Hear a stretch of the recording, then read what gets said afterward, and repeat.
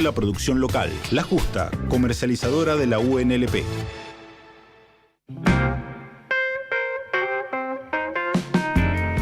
Once minutos pasan de las 9 de la mañana y ya tenemos del otro lado a Alejandro Crespo, que es secretario general del Sindicato del Neumático, para hablar sobre los despidos que se sucedieron en FATE y las asambleas que se están llevando en todos los puestos de trabajo. Buen día, Alejandro, Ariadna y Franco, te saludan. ¿Cómo estás?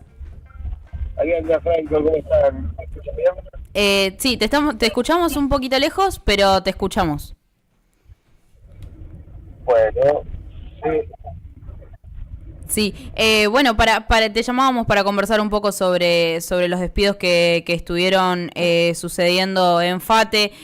Vienen hace muchísimo tiempo con distintas complejidades en las empresas de neumáticos. ¿Cómo lo vienen trabajando? Si efectivamente estos despidos van a ser efectivos o si se está llevando una contemplación de reincorporación para esos trabajadores y, bueno, ¿cuál es la justificación que hay para estos despidos? Bueno, mira, el día lunes nos enteramos de estos despidos prácticamente por medio de los medios de comunicación. A eso del mediodía, por lo tanto fuimos inmediatamente hasta la planta, por los cambios de turno, a las 2 de la tarde se produce la salida del turno mañana, el ingreso del turno tarde. Uh-huh. Y allí fue cuando los compañeros del turno tarde que habían sido despedidos no pudieron ingresar y sabiendo que iba a ocurrir eso, queríamos que esté toda la representación gremial con ellos y a la vez llamar inmediatamente en ese momento a un paro total de actividades. Paramos toda la fábrica, estuvimos reunidos con los compañeros, los 26 compañeros despedidos de ese turno, se fue repartiendo luego por el resto de los turnos, y empezó un paro, obviamente, con un acatamiento total de las actividades, mientras que llamábamos a una asamblea al día siguiente a las 14 horas por la necesidad de que se enteren todos los compañeros para poder asistir.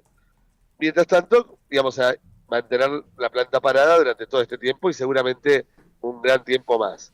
Uh-huh. En ese momento surge una conciliación obligatoria, o sea, lanzan primero despidos y después la propia empresa pide la conciliación obligatoria y colocan una conciliación obligatoria donde lo que garantizamos como sindicato fue el ingreso de los compañeros a sus tareas normales y habituales. Uh-huh. Y una vez restablecido toda esta situación, estamos acatando la conciliación y llamamos a a acciones en zona norte, zona sur, zona oeste, para este viernes a las 15 horas, porque las conciliaciones buscan enfriar los conflictos y entendemos nosotros que tenemos que utilizarla para generar mayor relación de fuerza. Claro. Con respecto a la conciliación, ¿cómo vienen trabajando con el Ministerio de Trabajo? ¿Hay algún tipo de diálogo o cómo lo están trabajando?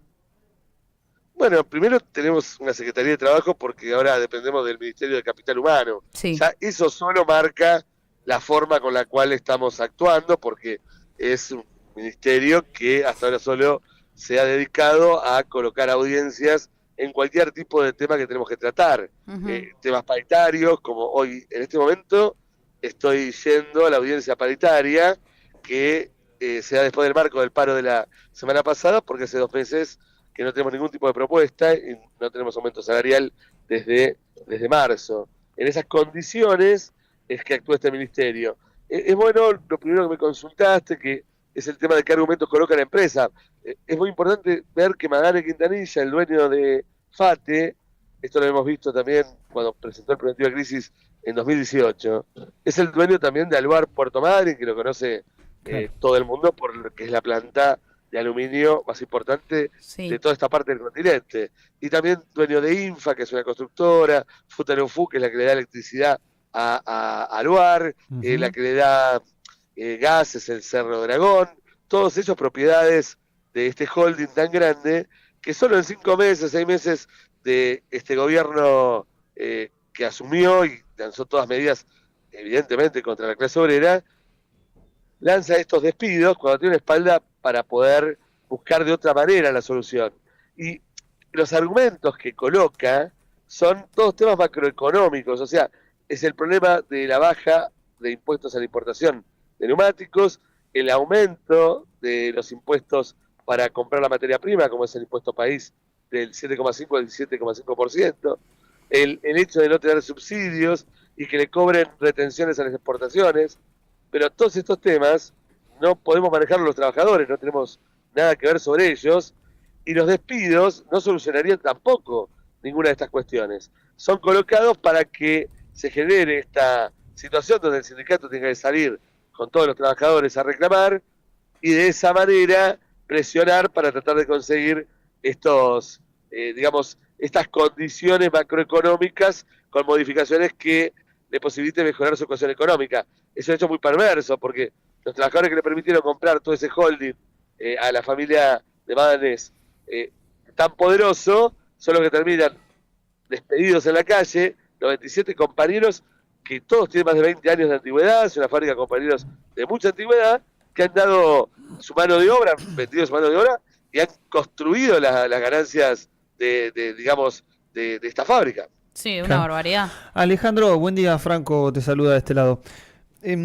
Recuerdo que el año pasado, cuando tuvimos también distintas charlas, hablábamos un poco de cuáles eran las búsquedas de rentabilidad que hacían las empresas, y ustedes como sindicato identificaban lo que eran esas sumas siderales de las subas del valor del neumático en el mercado y una disparidad muy concreta a la hora también de abonar las horas de trabajo en este caso a los trabajadores. Hay un funcionamiento que es muy particular de estas empresas. Me imagino que, como bien detallabas recién, las tienen bien caracterizadas a estos grupos económicos.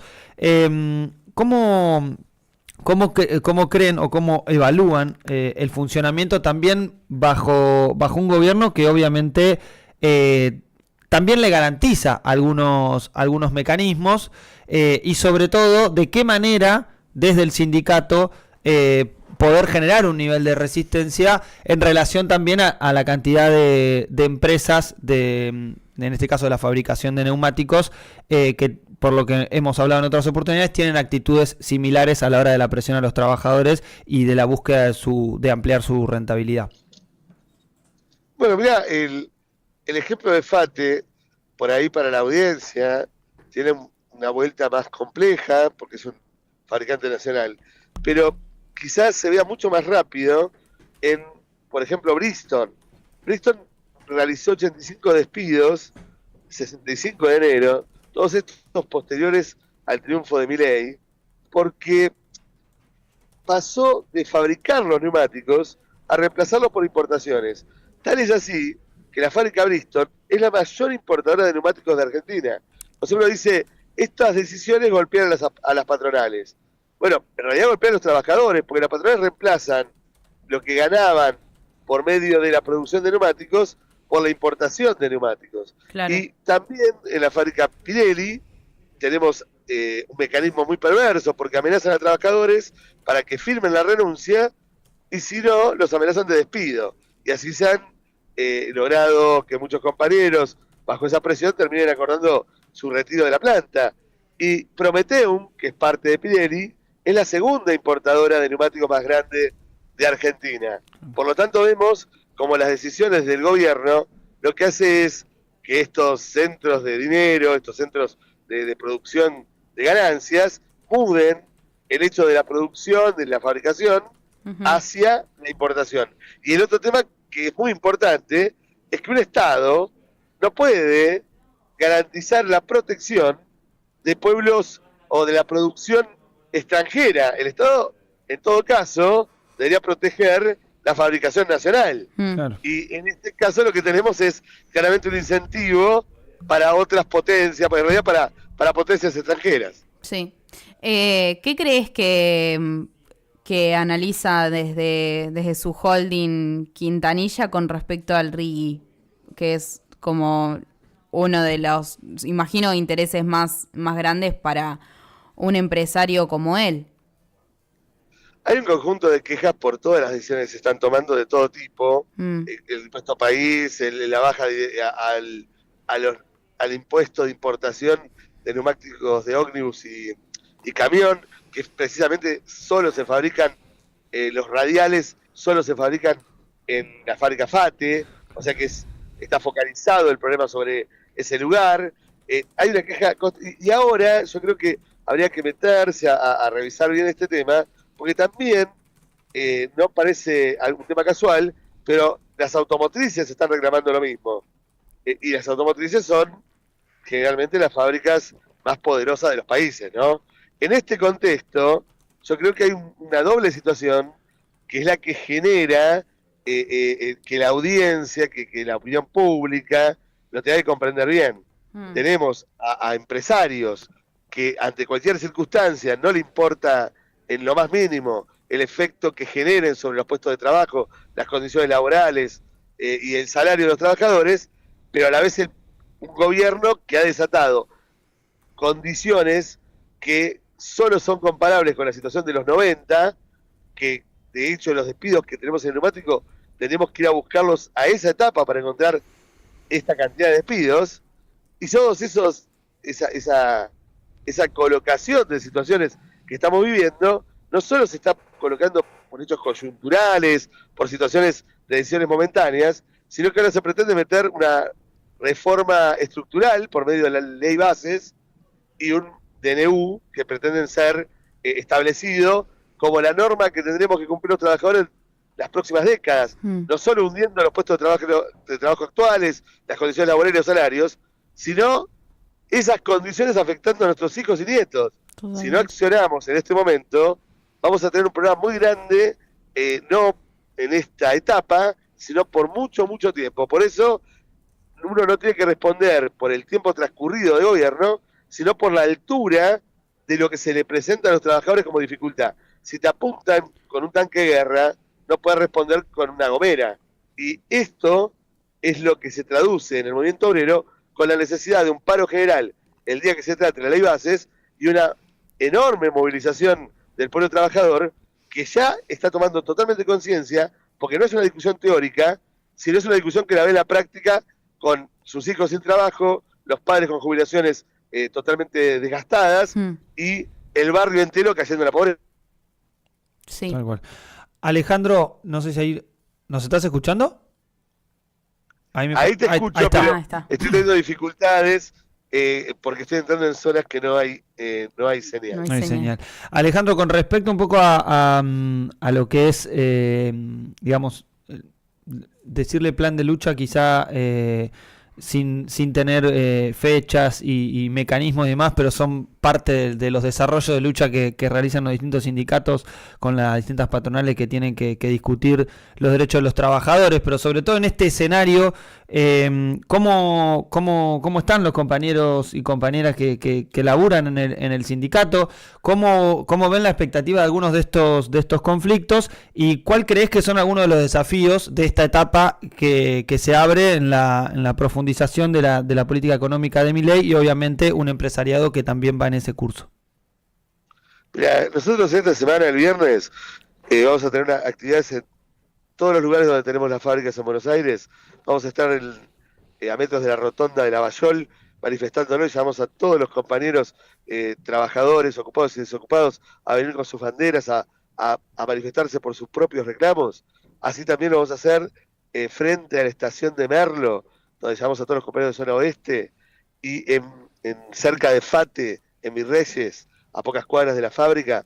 Vamos a estar en Avellaneda y Acceso Tigre, manifestándonos con mucha fuerza para mantener, digamos, la protesta viva durante todo este proceso de la conciliación en FATE, pero que también tenemos dificultades en la paritaria y, como todos los trabajadores, en la discusión diaria con las patronales. Y la semana que viene, de tratarse la ley en cualquiera de los días donde podría suceder, preparar todo para movilizarnos con mucha fuerza y reclamando el paro general de la CGT, que ayudaría a todo el pueblo a movilizarse en esa fecha. Entiendo que son momentos donde no hay que frenar en ningún momento de los reclamos, las acciones, porque estamos uniendo al pueblo trabajador entre todos para que se frene semejante ataque, ¿no? Tal cual. Alejandro, por último, para agradecerte y despedirte, y justo porque nombraste la fecha del tratamiento de lo que va a ser la ley bases en el Senado, ¿Cómo vienen analizando esta fecha? ¿Creen en un escenario masivo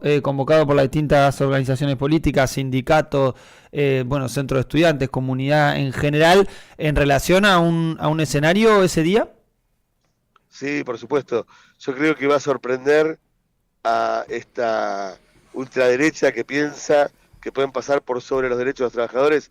Se está moviendo todo el pueblo trabajador argentino y vamos a tener una escena que va a conmover no solo dentro del país, sino también, por suerte, va a mostrar una imagen diferente de lo que somos los argentinos afuera. Y celebro mucho el hecho de que la juventud esté poniendo tanta fuerza, porque necesitamos que pase a ser quien empuje los cambios, pero los cambios a favor de los trabajadores. Tal cual. Alejandro, muchísimas gracias por estos minutos. Hasta luego, muchas gracias. Abrazo grande. Ahí pasaba Alejandro Crespo, secretario general del Sindicato del Neumático, con respecto, en principio, a los 97 despidos que sufrieron los trabajadores en la empresa FATE de neumáticos, que el dueño es Madanes Quintanilla, otro de los ricos de la Argentina que está dentro de la lista de Forbes, el último en la lista de, si no me equivoco, 6 argentinos. Sí, el problema no es que sea rico, el problema es que sean hijos de puta. Claro, exactamente. Además, ¿no? Dueño de Aluar, Aluminio Argentino Sociedad Anónima, dueño de la hidroeléctrica Futaleufú, además de Fate Saic y de tantas otras empresas que nuclean también a la transmisión de la energía de la represa hacia la planta con las sociedades de Trelpa y Transpa. Hay una página web del CEPA, del centro de estudios, que se llama losricosdeargentina.com.ar, y ahí aparecen todos ellos, que lógicamente no solamente son los ricos de la Argentina, y no es una lista de escrache de ricos de la Argentina, sino ricos de la Argentina que abogan por trabajadores esclavizados, por trabajadores sin derechos, por trabajadores al servicio de sus empresas, pero con un sencillo avasallamiento a sus derechos laborales. Sí, así que así lo tenemos. Este muchacho que es dueño de Aluar, siempre es importante recordar, Aluar es una de las empresas argentinas construida por el Estado, y apropiadas obviamente en el proceso de vaciamiento y de privatizaciones de la Argentina. Digo porque son después los que hablan de el peso del Estado y demás, y son los que se han hecho millonarios a costa del Estado y a través de los resortes del Estado, lo cual esperemos que en alguna reparación histórica que surja de un proceso popular en la Argentina, tendrá a estos tipos teniendo que hacerse cargo. Sí. Sobre todo de haber hecho fortuna con el saqueo del Estado. Uno de los incluidos en la investigación del Consorcio Internacional de Periodistas Panama Papers, con sociedades offshore en Islas Cook, Bahamas, Islas Vírgenes y Panamá, con conexiones a cuentas de Suiza. Uno de los que en 2020, cuando se aprobó el impuesto a las grandes fortunas, dijo: no creo que el aporte de grandes fortunas genere un efecto beneficioso, no creo que se llegue a la rebelión fiscal si se aprueba el aporte de grandes fortunas, y que, es dueño de esta empresa que hoy despide a casi 100 trabajadores y que constantemente tanto Fate como Brixton como Pirelli son 3 empresas que tienen una muy mala relación con los trabajadores, justamente porque nunca siempre discuten el aumento de los sueldos en términos que van a la baja, y ahí el SUTNA haciendo un trabajo central para que los trabajadores tengan sus derechos.